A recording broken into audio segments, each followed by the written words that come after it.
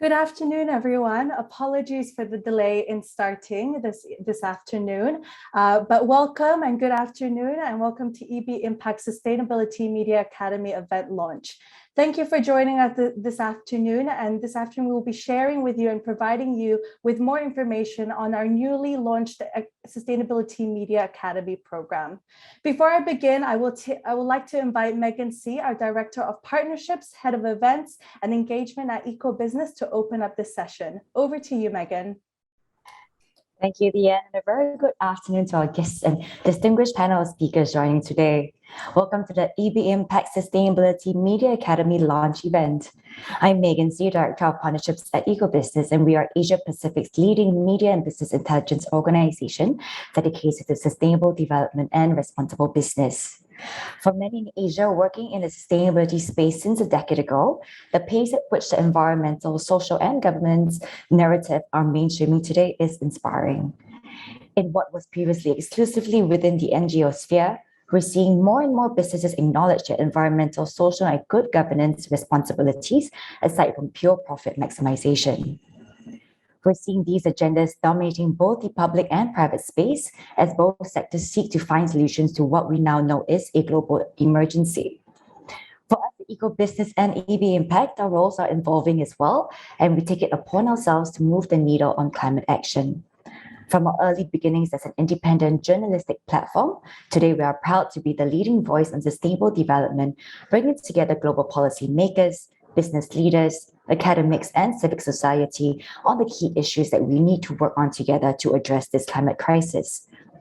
In 2019, we launched EB Impact, the non-profit arm of EcoBusiness based in Singapore and focused on the Asia-Pacific region. EB Impact is dedicated to delivering training and programs that advance the UN Sustainable Development Goals. Our programs are catered for Asia-Pacific's underserved communities, with our strategic focus areas being education, youth, and nature-based solutions. These three focus areas were specifically chosen as we believe these areas are where we can create the most impact. All our programs are designed to directly generate a positive environment and social impact on society. So this year, EB Impact is launching the Sustainability Media Academy, a curated sustainability-focused academy dedicated to media and communication education, enabling individuals with tools to produce high-quality content to advance and report on sustainability and sustainable development issues in Asia. EB Impact will be working with the SMA Advisory Board members, EcoBusiness, and other knowledge partners to build a curriculum catered for young, aspiring journalists and content producers and seasoned professionals who are all eager to dive into the sustainability landscape.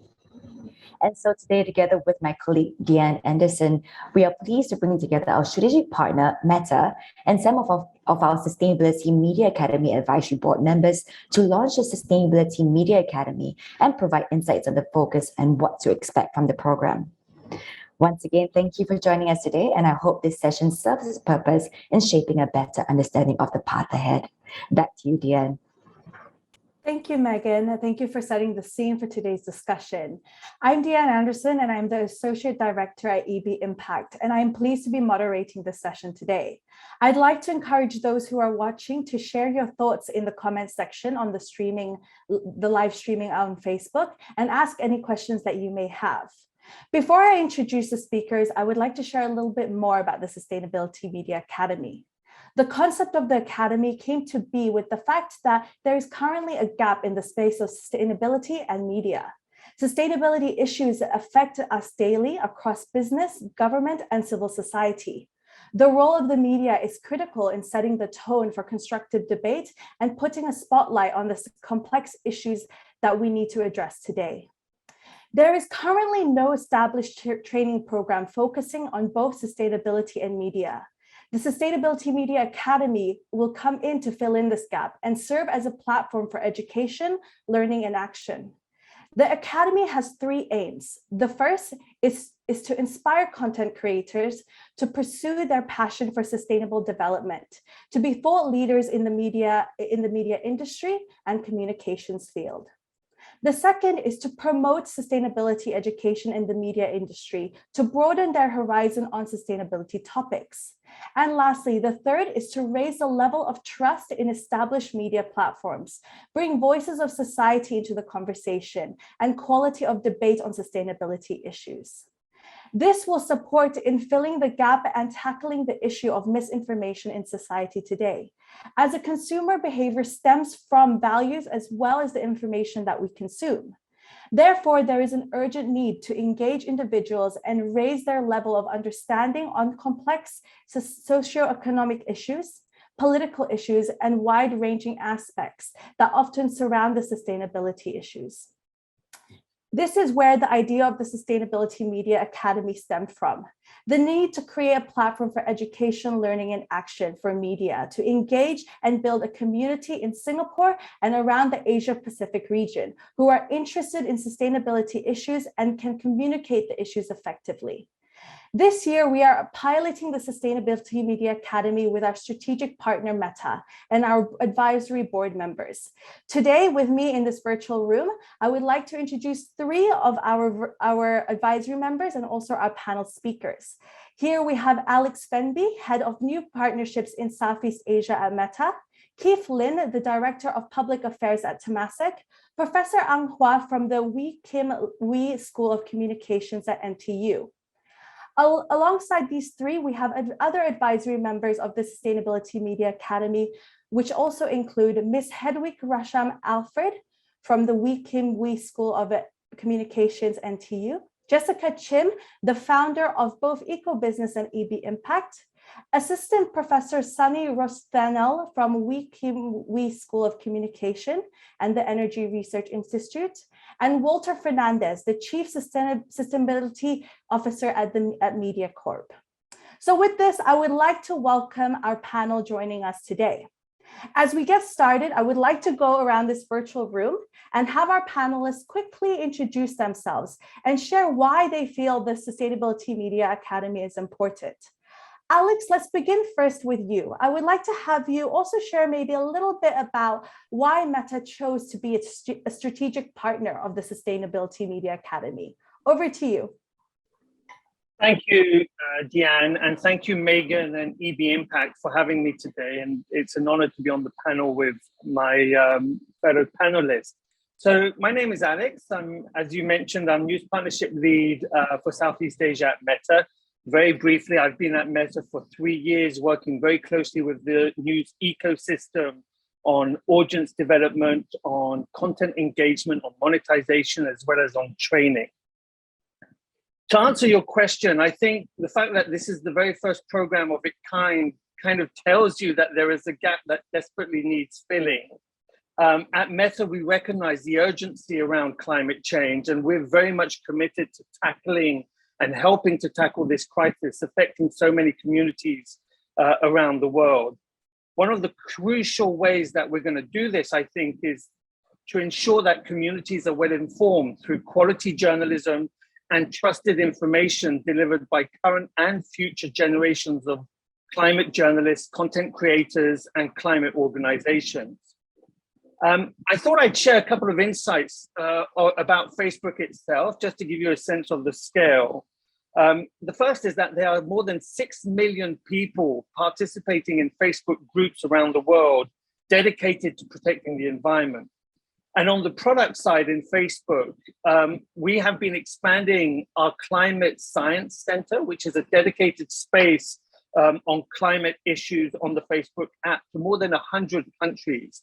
And this is all about connecting communities with really important factual resources from the world's leading climate organizations to give people actionable ways to combat climate change.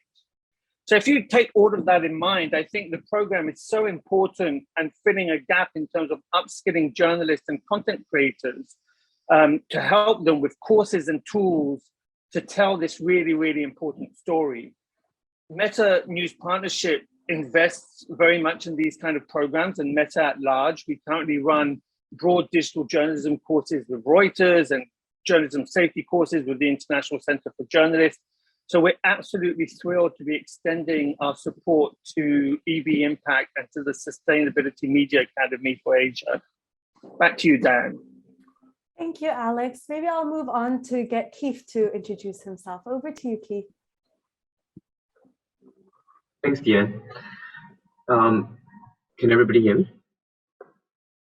Great, and thanks, Alex, for that wonderful introduction. So my name is Keith, and I'm the Director of Public Affairs at Temasek.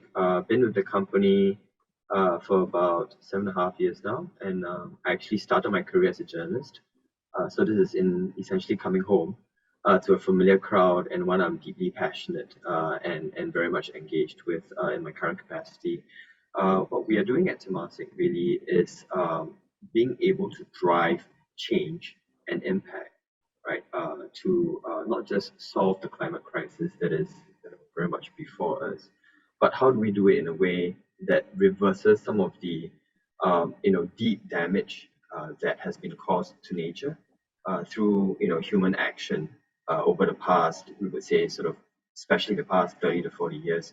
But how do we also do it in an inclusive manner that does not segregate between developing and developed economies, right?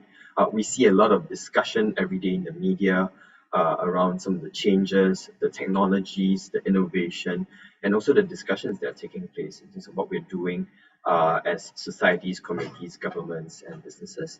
But how is this actually inclusive? How do we also tackle societies which have very much been at the behest of some of these damages to nature and to the environment? And at Temasek, sustainability is very much at the very core of what we do. And how do we sort of work together, to be able to catalyze, right, businesses, innovators, and communities, right, to really accelerate the action that's required. We have all heard that there's obviously very, very hard science in terms of the need to come to a 1.5 degree world over the next decade. And in fact, that window is shortening. So I think an academy like this really accelerates the need for us to sort of cut through a lot of the misinformation, like what Alex has said, but also sort of really help our readers, help audiences, and just the world focus on the issues that will move the needle and galvanize and catalyze where impact and action is most required in order for us to actually have a world which we can thrive and actually do business, but also have great lives and livelihoods in. So I just wanted to share that. Thank you. Thank you, Keith. And last but not least, Professor Ang, if I can invite you to introduce yourself. Yeah, hi. Glad to be here with this group. So I have been a professor in the School of Communication for a couple of decades now. I was a journalist, and I guess I'm one of the sysadmins of the groups that Alex was talking about, trying to battle the environment. This action group called the Haze Elimination Action Team, kind of an action hero title, deliberately kind of tongue-in-cheek, right? So that we can take some action against the haze. I think what struck me when I was in the group was that there were clearly people who didn't understand the complexities involved in climate change. So there are people, for example, in the group who were against us working with people in the palm oil plantation business, for example. And there were people, so there's some kind of fight in there, and quite clearly they didn't kind of understand that you need to work with some other people so that we can really defeat this issue of burning. And so the whole issue of climate change is really quite complex. So for example, I'm just reading how Germany is now burning more coal because they stopped their nuclear power plants after Fukushima. There was no transition. So I think one of the issues that we may be facing in the climate change that we may have to transit in the cost of, for example, alternative use of energy before we get to your really clean energy. And even in that space, for example, someone just telling me that if we all had electric cars right now, what it will mean is that people go home at 7 p.m., they plug their cars into the circuit. It would overload our electrical wire grids. And so you can't do that. So even in something like this, where you have kind of a so-called ideal situation, you do need to work out some ways to address these issues. So the issue of climate change is quite complex, and I think the training is needed therefore for journalists to understand and explain some of these complexities to the public. I think we need to do that if we really want to fight climate change. So I see this academy is really essential for addressing the issue of climate change. Thank you, Professor Ang, and thank you everyone for kind of sharing and coming into this space and having this conversation with us. I think as everyone has mentioned, it's so important to have conversations around the complexity of the sustainability issues. And I think that's really what the Sustainability Media Academy is really focused on, is ensuring that we are able to report and have discussions around the issues of sustainability and sustainable development in a more inclusive manner.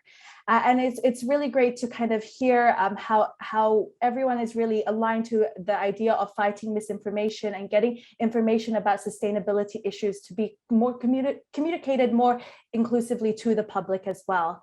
So moving on from this, I wanted to kind of go further into kind of a discussion on what is the gap that the Sustainability Media Academy is filling, and how will it be filling this gap. So maybe Keith, I will throw this question at you first, with your background and experience as a journalist as well. How do you think that the Sustainability Media Academy is really filling in this gap? Well, for one, there really isn't an academy like this, is it? I mean, you think about sort of the complexities that Prof. Ang had mentioned. You think about the vast amounts of misinformation that is proliferated across not just social media and networks like Facebook, but really in terms of our day-to-day. And you can start to see or get a sense or a glimpse of the challenges of being able to articulate what is the right way forward on deeply complex and sophisticated issues like the energy transition that we face, like the move towards clean. And it's not a straightforward, a linear move from brown energy to green. It's brown to light brown to purple brown to dark green and then green. And these things also take time, right? So being able to understand these issues deeply is a core skill set that we believe any journalist or content producer who intends to enact and galvanize change and impact will first need to understand and acquaint himself or herself too. But also what's important is the ability to then take that information and the complexities that come with it to make it engaging, accurate, credible for your readers and your audiences. And that is a whole different skill set altogether. We know, we have scientists and some of the world's smartest people working on solutions and technologies and businesses, but translating that into content, into stories that speak not just to the impact that it's driving at the macro level, but really what it's doing for communities that are actually being hit by the worst effects of climate change, and being also to galvanize an emotional connection with some of these communities, with the people who are most affected and involved in these efforts, is really important, and that's a skill that we also hope to impart. So I think that right balance of sort of the head knowledge, the what's required to sort of understand that space, plus the ability to then take that and make it engaging, relatable, and accurate, right? To be able to galvanize action is going to be really key, and that's what this academy, I believe, would provide. Thank you, Keith. And Professor Ang, I'll throw it over to you now. Yeah, so I'm in the education business. I'm in the business of education journalist, so I'm like all for this. Yeah, more power to this group, right? So I will tell one story first. We had a student who was a student editor of our a paper, in our university campus paper. He could write. He really could write, but he wasn't trained as a journalist. And there was some debate. In the end, they felt, well, he was sort of the best writer of the group, and so they appointed him editor. And to my horror, in that one term, maybe like eight issues that we had, he had two stories that opened us to potentially libel suits. And that was my first thought that, wow, if this person may be a good writer but not trained, this can happen. So after that episode, we've never had an editor of our paper who wasn't trained. I mean, you got to go through some process, right? So I think having the training is important. I think those of us who are journalists, I say the case you've been a journalist, you feel like it's sort of instinctive. But from what you observe, it's not so instinctive. You do need some some training there. I think also that in this area of journalism, this era now, there is some shift in the norms of journalism. So, for example, one norm is that you must present both views. So, if you were to cover, say, climate change, you need to cover people who are doing the climate denying as well. So that's fine. But I think what we're seeing is that if you just balance it that way, like pros and cons, it looks very even. And then I think some new norms that are emerging that it's not. You need to show that even the climate deniers are actually a very small percentage. And that's kind of a new thing that we're looking at. So we have to show not just that, okay, this is balanced, but both sides, but also within one side, it's clearly dominant and the other side is not. So there's some of these norms that are evolving in journalism even as we speak. And these norms are in part to address the issue of disinformation and misinformation and manipulation that we have right now. So I think that the training would not just upskill people, but upskill the latest in the thinking and principles in journalism. So I can only see good coming out of this. Yeah, all very true. Dion. Thank you, Professor Ang. And over to you, Alex. I want to pick up on a couple of terms that have been used, I think, by Keith, where he talks about being relatable and being inclusive. And to me, what kind of really matters, I think the objectives that have been set out by the Academy really captures the essence around building passion for sustainability and building thought leadership, creating education for the industry, and then building trust. And I think that moving forward, what kind of resonates for me, I've got 3 kids, and it's about how do we engage younger audiences and future generations on such important topics. And I think that these type of programs where we're going to help journalists to kind of tell the stories. I love the fact that the curriculum that you have has a whole section on multimedia production and video, and the fact that younger audiences tend to engage on issues in video format rather than in text. And I think that the program is highly relevant in terms of not only equipping the journalists with, as Professor Ang talked about, making sure that the kind of the editorial standards around journalism, but also around the formats in which to tell this very important story, to ensure that people are going to be equipped to be able to find solutions and to tackle the problems. So I think it's excellent.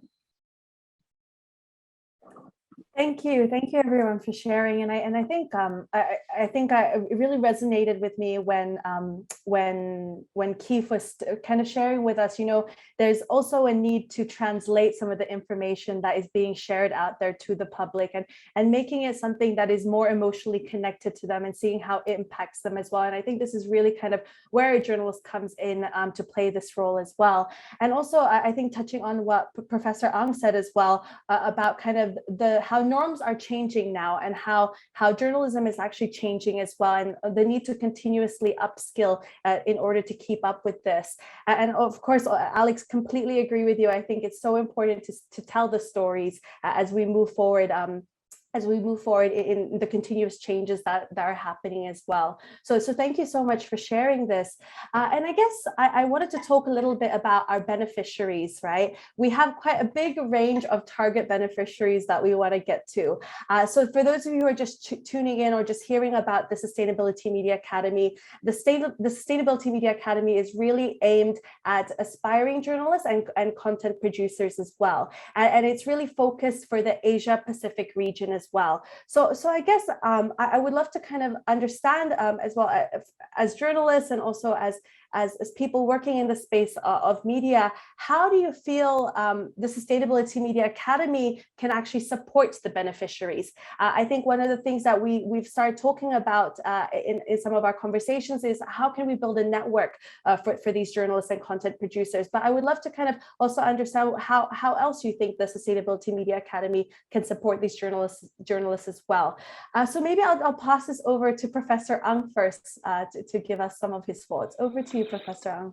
Yeah, I think that the first point you mentioned was network. That's really useful, sort of to know who are the players in that particular space. Well, my interest was in the haze, so I was interested in the first the oil palm plantation. Then I also was interested into the paper, pulp and paper, and then the peatlands. So you kind of get into different groups within that, and you want to know who are the players in that space. Looking at also the lawyers in that working in that space, as you know, who are into big lawsuits, because my group was interested in taking lawsuits against the companies. So it's good to have that network and be plugged in. I think in every space there are people plugged in the networks, and so the key is to be plugged into the network, but also the objective, informative kind of networks. And once you're in, then yeah, you read a lot of information out there, not just locally or regionally, but really globally. So I think that's a major one.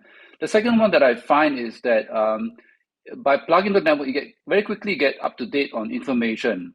So when I first was involved in the Haze, one common theme, and I remember hearing it a few times, was that after you go to a seminar about the Haze, you come out even more confused. You don't know who to blame, who started it, or why how did it happen? And you really become much more confused. And quite clearly, some people are literally throwing smoke into the room, right? But after a while, it takes a while, and then then you begin to understand and why this is playing out.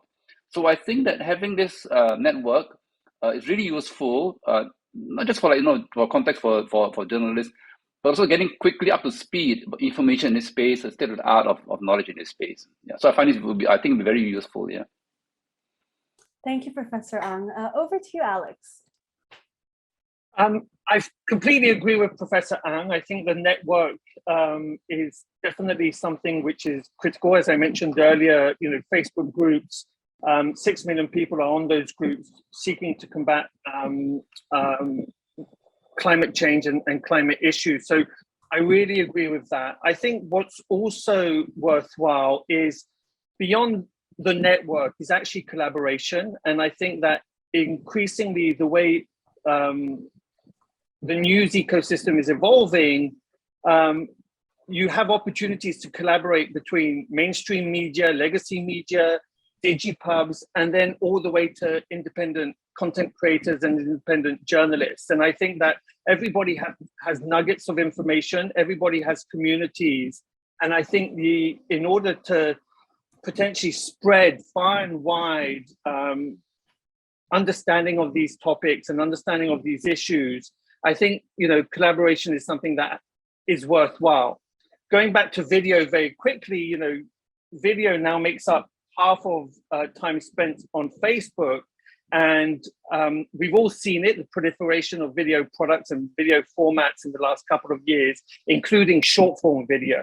And the Facebook product and Instagram product and short form video is called Reels. And what we see there now is something called Mixes, where actually different content creators are collaborating, exposing each other to each other's networks and stuff like that.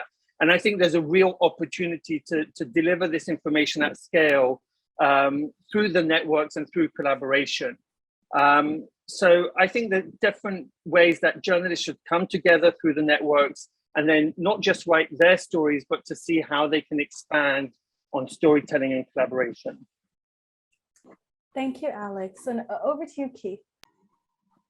Well, I think Prof. Ang and Alex have made excellent points, on obviously the value of having a strong content network, and also, in terms of the ability to tap into different formats and get creative. The one thing I would add, and coming back to, I suppose, subject matter, right? Sustainability, sustainable development, climate change. This is really, truly a problem which everybody needs to take ownership of, right? So it is not, in the case of the news agenda, a Singapore problem or an India problem or even a Southeast Asia problem. It is a global issue.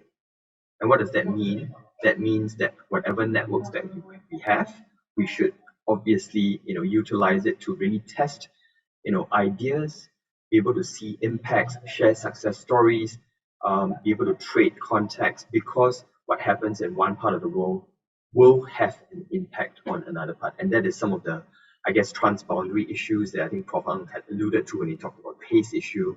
And when I was back at the Straits Times, I remember back in long time ago, I shan't reveal how long for fear of giving away my age. but it is the traceability of that. It is confusing, right? And who are you pointing the fingers at, right? So being able to look at it, having that network, which is going to be very valuable, right? Tapping on your colleagues and your comrades in different parts of the world helps to sort of put, I guess, the jigsaw together, be able to fill the missing pieces, and then being able to sort of work with each other and come up with ideas and storylines, right? And do so in a way that sort of reflects, right, what developments and trends in other parts of the world. It's going to be quite critical.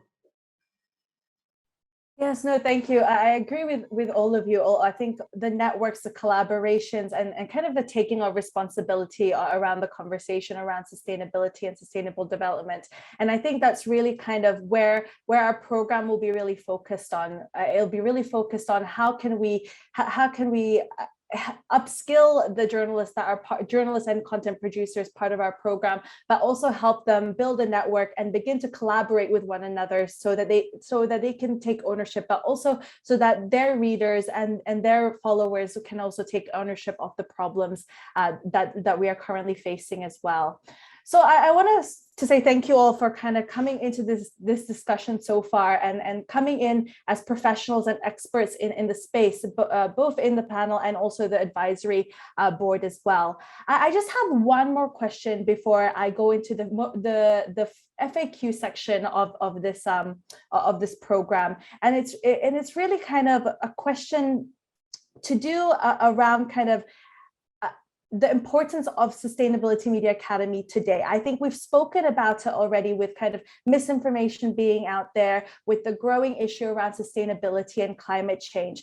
But I wanted to get your viewpoints as well as experts in the space and with context of how climate change is impacting the environment and our society and also our governance today as well. What is the importance of the Sustainability Media Academy program? It's not just the Sustainability Media Academy program, but a program like this. Why do we need this in the space today? Maybe we can go ahead and start with Alex. Over to you.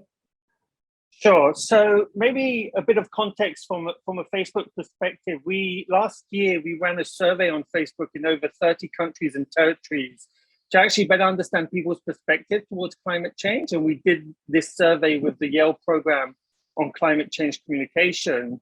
And the great news, as Keith was saying, in terms of making sure that the awareness, it touches everybody, 3/4 of people said that they believe that climate change was indeed happening.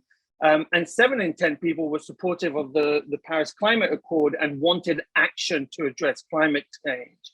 The other thing which I think is fascinating and I love engaging with on Facebook is the fact that so much is happening at the grassroots level as well. And we're seeing not just groups, but we are seeing different pages on Facebook, people telling incredible stories as they take a lead in driving progress. So a couple of examples, I'm sure you guys might have heard of Bamboo Straw Girl in Singapore, who was a social enterprise that created the very first 100% natural alternative to plastic straws. There's also Melanie Wisjen in Indonesia, who is the founder of the Bye Bye Plastic Bag movement. So you're seeing all these incredible grassroots movements happening to tackle climate change.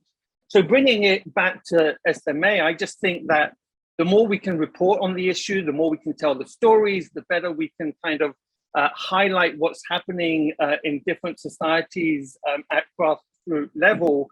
Then it goes back to the original point, that it gets communities more informed about the issue and it gets more people to tackle climate change. So I think, that's the context, and I think the SMA will definitely contribute to that. Yes, thank you, Alex. Over to you, Keith.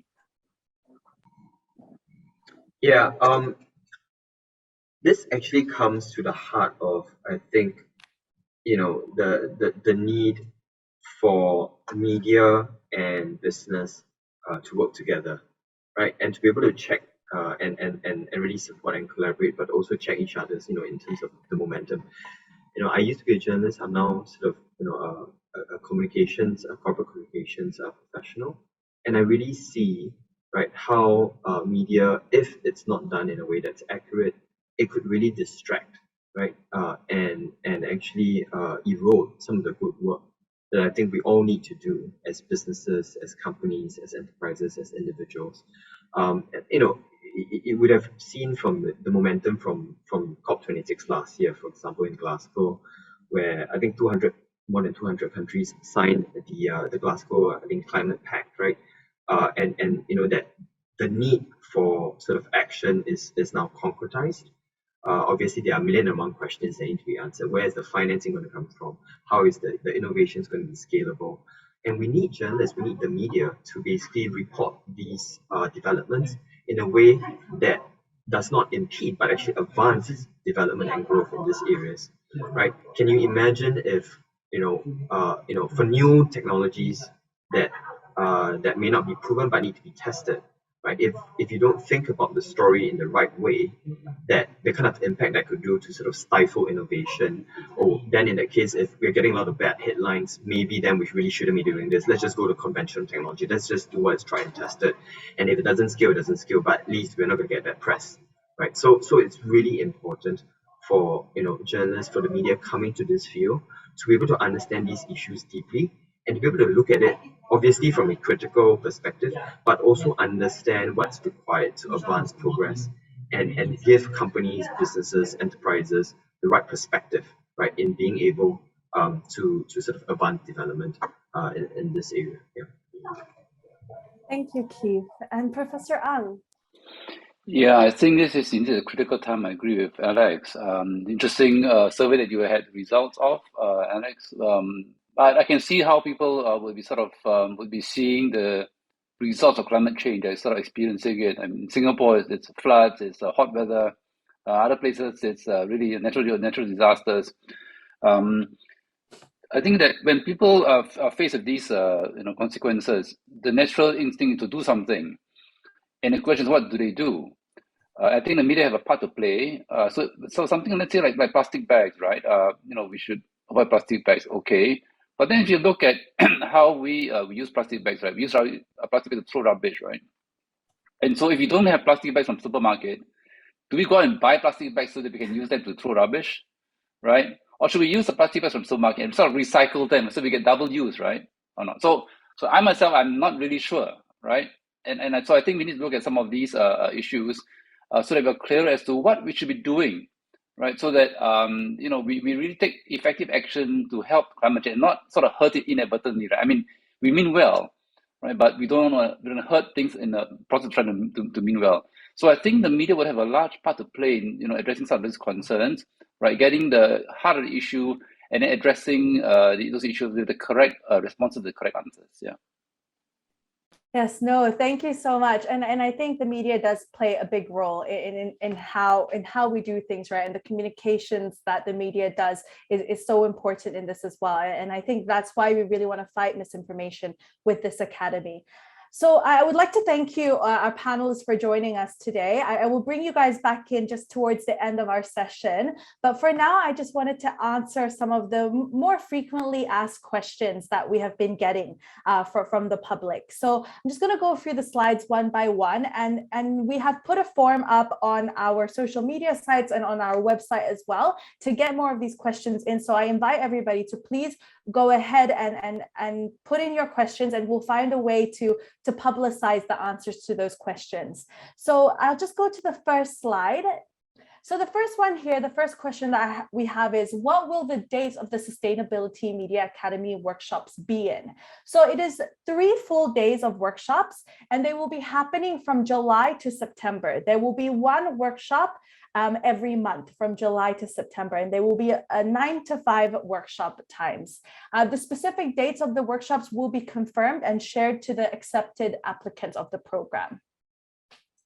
The second question we have here is, what is the cost of the program? The program will come at no charge for successful applicants. This is a program that is being funded, and our strategic partner is Meta, so it is a free program. how will the hybrid format work? So when we were first kind of playing with that idea of this program, it was going to be completely online. It was actually going to just be Singapore focused. But I think with everything beginning to open up and COVID calming down now, we will be making it a hybrid format, and we are opening the program to the Asia Pacific countries as well.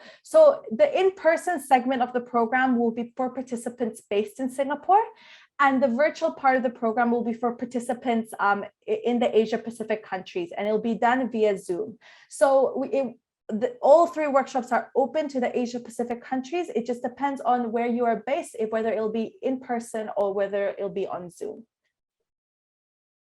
Who will be the facilitators of the workshops? So the facilitators and speakers will be a range of experts, professionals working in the space of sustainability and media. I believe some of our advisory board members will also be hosting some of the sessions as well. So you'll be seeing some familiar faces. Next question, please. What is the criteria for aspiring journalists / content creators? So the criteria is actually very simple. It is for anybody that is an aspiring or practicing journalist or content producers and advocates as well. If you're passionate and interested in sustainability and climate change and very much interested in the media space and beginning to start your career in this space, we allow for anyone to apply. We do ask for those who are applying to commit to the 3 full days of the workshops as well. And it is for applicants that are based in the Asia Pacific region. So this is countries such as India, Philippines, Indonesia, Thailand, and Singapore. So the Asia Pacific region. What will be the continuation of the post program? So once we've done our pilot program, is completed, we would like to continue to build the network of journalists to allow for collaborations and really allow for them to work together and report together on the space of sustainability and sustainable development. We do see this as a continued program. So this is our pilot program, but we do see ourselves doing a 2nd year, 3rd year, and 4th year, and so on as well. And so the aim is that as we build this program, we will continue to support journalists and build the network of journalists over time. Now, lastly, what is the end goal of the Sustainability Media Academy program? Through the program, through the Sustainability Media Academy program, we hope to nurture a generation of journalists and content producers who will play a constructive role in helping the region achieve sustainable development goals, and who can fight misinformation and raise quality of media information around sustainability. This will help raise the levels of awareness amongst society in Asia, as well as raise the level of trust and information and quality of debate on sustainability issues. The Academy will act as an enabler for these individuals to learn to produce high quality content to advance sustainability in the region. The Academy will also equip individuals with the right mindset and tools in pursuit of knowledge and content production around the sustainability issues. So coming to that, we are going to come and close the program now. If we can just bring down the slides. As mentioned, we do invite everybody to please continue to share your questions on our forum, or just drop us a message on any of the social media posts. I would like to invite our speakers to please turn their cameras back on, to unmute yourselves. I think there was a bit of an issue with Professor Ang, so I think he is just coming back online. If we can just give him yeah, Prof Ang has a power trip, so that's exactly another reason why we need sustainability. Exactly. Right on cue. Very apropos, exactly. So if we can get Professor Ang back on video and on mic, please. And I will just quickly ask the last question. So first, I would like to thank all of our speakers for coming today. And I want to end the session by asking you one question and just take one round on answering this question. And it is, can you all please share, if you were to apply for this program, why would you apply for this program? But also, why would you encourage others to apply for this program? So let me start with Professor Ang before your power trips again. So Okay, yeah. I Professor Ang. mean, very ominous. I wonder what it means for myself. Do I have to be more green in future or not? And why only me, you know? You just feel persecuted, you know? Yeah, so oh yeah, definitely I would apply for this program. I think I've been looking back at my own experience with the haze. It literally took me a few years to understand the issues deep enough in a way to say, okay, these are the guys responsible, these are the guys are not responsible, these are the guys maybe in between, you know. These are people to work with, these guys are not really serious. And it really took me a while. I think if I had the benefit of working with people who are in the know, I would have understood issues much more quickly. I mean, you know, so for example, talking about the haze, right? There was a case, this a group called Walhi, they were in one particular area, they lost every single suit that they filed in court. I mean, you're talking like 60 lawsuits, and they lost every single one. This must be the world's worst record for legal suits, you know. So something was not happening there in where you know it should be, and then you can see how gradually over time you know things change so that you know these guys begin to win the suits, and you can see in part it did really in part it contributed to our clear skies these days. So if I had understood this better, I think it would have helped really all round, not just helping us here in Singapore, for example, the haze issue, but really people even in Sumatra, right? So I remember reading this lady who said that she thought skies were gray because that's all she experienced. Never saw blue skies. I mean, can you imagine that? This is horrifying, right? But when you know when the skies cleared up and it's okay, this is how the skies are supposed to look, and you can imagine the impact on their health, right? This must be really horrifying on the children and you know young people growing up, right? So I think if I had understood these kind of issues better, it would definitely help in the case of the group that I had, and I think in a similar way for other groups out there, as Alex is talking about, who are working in this space, it definitely would have helped accelerate, you know, moving, doing the right thing much faster. Yeah. Thank you, Professor Ang. Alex, over to you. Would also definitely apply to the program. I think for me, I'm not a climate change subject matter expert per se, but obviously I understand how critical this is for the future of our planet. And I also understand the need for education. My kids, next generation, the people who are going to find the solutions for this. And it's such a complex issue, as we've been discussing today, that I think that you know, teaching journalists, aspiring and existing journalists around both trusted information, accurate information, identifying when it is misinformation on the one hand, but then on the other hand, teaching journalists about how to deliver this complex topic in engaging storytelling, potentially in video format for younger adults, I think is absolutely critical to actually making a difference. So I think it's a wonderful program and one which hopefully will move the whole issue forward here in Asia and here in Singapore. Wonderful. Thank you, Alex. And Keith, last but not least. Yeah, so I think Prof. Ang spoke about sort of understanding the issues. Alex really talked about sort of the formats of engagement, being able to do it in a way that sort of really engages you know, people.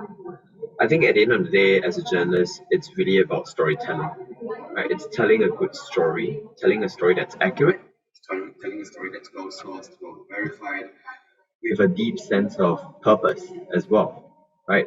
I think we do want to move away from journalism, that there is a move towards, you know, look, the world is really polarized right now, right? We've got camps, either for me or you're against me, right? We do need voices of reason. We do need perspectives. We need balance. Yes, you know, we do seek news and information to inform us to be able to do better as individuals, as communities, and societies. And journalists are really at the forefront of this. That is something I think this really is what BSMA is about in the context, right, of a profoundly complex but ultimately, you know, an issue that impacts all of us. right? So I just can't think of any other better program than if I were aspiring journalist today to join than something like this, right? Because I think this is what really, at the end of the day, is what journalism is going to be all about. Yeah. Thank you. Thank you all so much. Thank you, speakers, for joining us this afternoon and really having a very fruitful conversation with us and sharing a little bit more about Sustainability Media Academy and sharing more about kind of the importance of the Sustainability Media Academy as well. Thank you, audience members, for joining us today. If you would like to apply for the Sustainability Media Academy, applications are now open and will close on the 20th of June. So please apply now. You can find it on all the EB Impact social media platforms along with our website, but we'll also post it in the comment section of this video as well. Thank you for a great session, everyone. Have a great evening and have a wonderful weekend. Thank you. Thanks, everyone. Thank you. Speakers, if you can just stay on for a little bit. Sure.